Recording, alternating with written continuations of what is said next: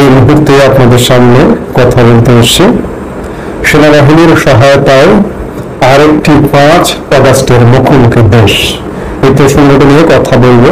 আপনারা জানেন যে ইতিমধ্যে গত 1 সপ্তাহ যাবৎ দেশে অনেক কিছু ঘটে যাচ্ছে।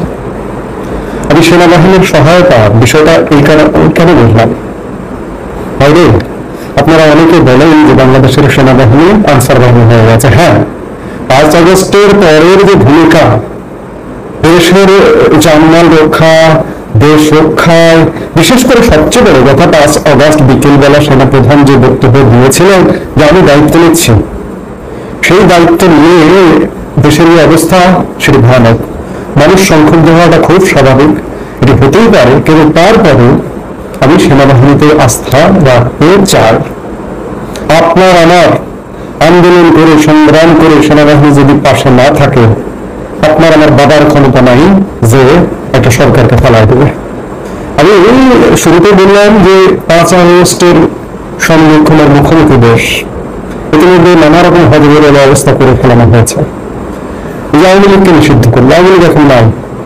আওয়ামী লীগ নাই মানে আওয়ামী লীগের কার্যক্রম নিষিদ্ধ মানে আওয়ামী লীগ এখন কার্যক্রম নেই। আওয়ামী লীগ বলে এখন দেশে কিছু নেই, সবাই সাধারণ মানুষ। আপনি আমি অনেকে আওয়ামী লীগ করি না, আমি আওয়ামী লীগ করি না, কিন্তু যারা আওয়ামী লীগ করেন তারা এখন সাধারণ মানুষ। এখনকার আন্দোলন সংগ্রাম যেগুলো হবে সেগুলো সাধারণ মানুষের আন্দোলন সংগ্রাম হবে। দেশে একটা হজবরের অবস্থা লাগিয়ে দিয়েছে সেই দলটাকে নিষিদ্ধ করে। দেখুন, এই দল নিষিদ্ধ করবার যারা মাস্টার মাইন্ড, নিষিদ্ধ করে দিয়ে 10 তারিখে উপদেষ্টা পরিষদের বৈঠক করে 12 তারিখে প্রজ্ঞাপন জারি করে মাস্টার মাইন্ডদের কেউ কেউ দেশও ত্যাগ করেছে। আসেন না, তিনি দেশ ত্যাগ করেছেন, এগুলো তো দেশের বাইরে। তিনি দেখতে চান, এই মাস্টার মাইন্ডরা দেখতে চান যে আসলে কি হয়। তারা কিন্তু ভয়ে থাকেন, ভয়ে আছেন, পরিস্থিতি স্বাভাবিক হলে আবারও আসবেন। আমার মধ্যে মধ্যে দুঃখ হয় যে এই আসিফ নজরুলদেরকে আসলে ধরতে পারবেন না। এরা কোনো না কোনো ভাবে, আল্লাহ যদি এদের ধরিয়ে না দেয়, এরা কোনো না কোনো ভাবে থাকবেই, বেরিয়ে যাবে। এদের ভিসা রেডি থাকে। আওয়ামী লীগের নিষিদ্ধের পরে সাথে সাথে দেশ ছেড়ে চলে গেছে। এই মুহূর্তে ঢাকা বিশ্ববিদ্যালয়ের শিক্ষার্থীরা রাস্তায়, জগন্নাথ বিশ্ববিদ্যালয়ের শিক্ষার্থীরা বেশ কয়েকদিন যাবত রাস্তায়। অর্থাৎ দেশ আস্তে আস্তে যেন 5 আগস্টের দিকেই যাচ্ছে, আর একটা 5 আগস্টের দিকে ধাবিত হচ্ছে। এখন ঘটনা হচ্ছে যে ক্যান্টনমেন্ট যদি পাশে এসে না দাঁড়ায় তাহলে সেটি হবে না। যতই আপনি রাস্তায় থাকেন, যতই আন্দোলন করেন, যতই সংগ্রাম করেন, আমি বারবার বলি যে 5 আগস্ট ক্যান্টনমেন্ট যদি 5 আগস্টের লাল বদরদের সাথে না থাকতো, এদের বাবার ক্ষমতা ছিল না যে আওয়ামী লীগ সরকারের পতন ঘটায়।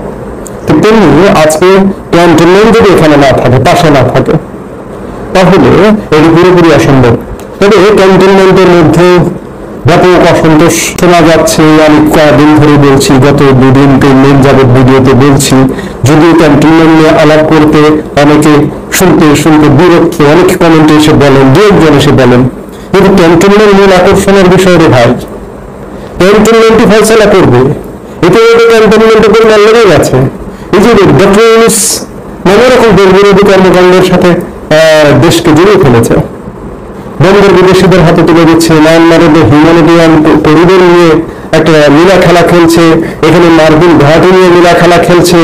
এগুলো নিয়ে, বিশেষ করে মায়ানমারের হিউম্যানিটেরিয়ান করিডোর নিয়ে ইতিমধ্যে ক্যান্টনমেন্টে কিন্তু বিভেদ শুরু হয়ে গেছে।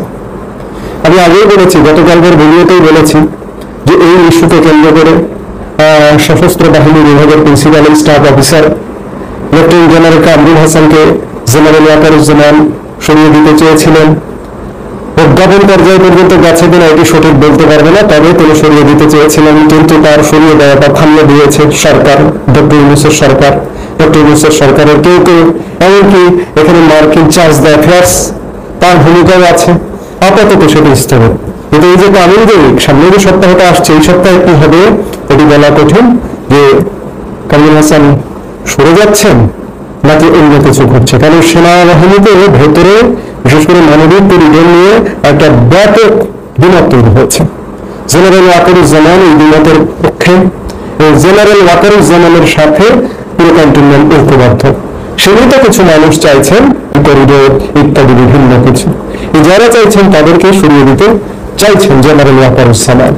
আওয়ামী লীগ নিষিদ্ধ, হিউম্যানিটেরিয়ান করিডোর ইত্যাদি নানা কারণে আপনারা জানেন, আমরা দুদিন আগে ভিডিওতেই বলেছি যে জেনারেল ওয়াকারুজ্জামানের মার্কিন যুক্তরাষ্ট্র সফর করবার কথা ছিল, সেই সফর স্থগিত হয়ে গেছে দেশের এই টানটান উত্তেজনাকর পরিস্থিতিতে।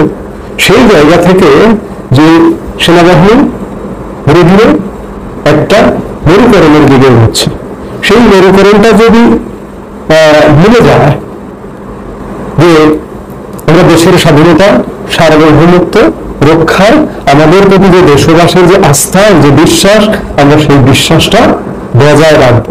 আমরা সবাই গালি দিচ্ছি, সেনাপ্রধান জেনারেল ওয়াকারুজ্জামানকে গালি দিচ্ছি, সেনাবাহিনীতে নানা রকম ঘটনা ঘটছে, শুধু বাইরে না, ক্যান্টনমেন্টে নানা রকম ঘটনা ঘটেছে। গত 10 মাসে ক্যান্টনমেন্টে লেফটেন্যান্ট জেনারেল থেকে শুরু করে চৌকস লেফটেন্যান্ট জেনারেল থেকে শুরু করে বিভিন্ন পর্যায়ে শতাধিক কর্মকর্তাকে সরিয়ে দেওয়া হয়েছে।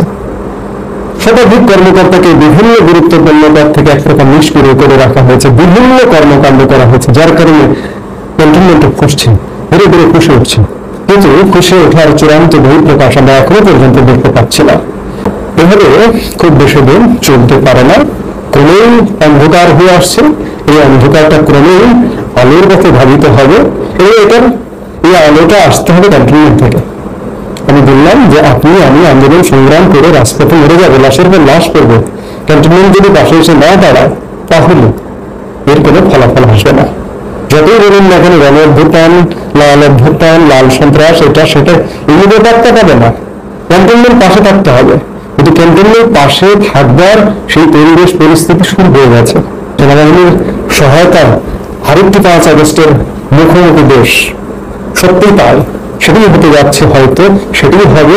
এখন প্রশ্ন যে কে জিতবে আসলে, অনিষ্টকারীরা জিতবে নাকি যারা দেশের স্বাধীনতা সার্বভৌমত্ব অক্ষুণ্ণ রাখতে চায় তারা জিতবে? এটি দেখবার জন্য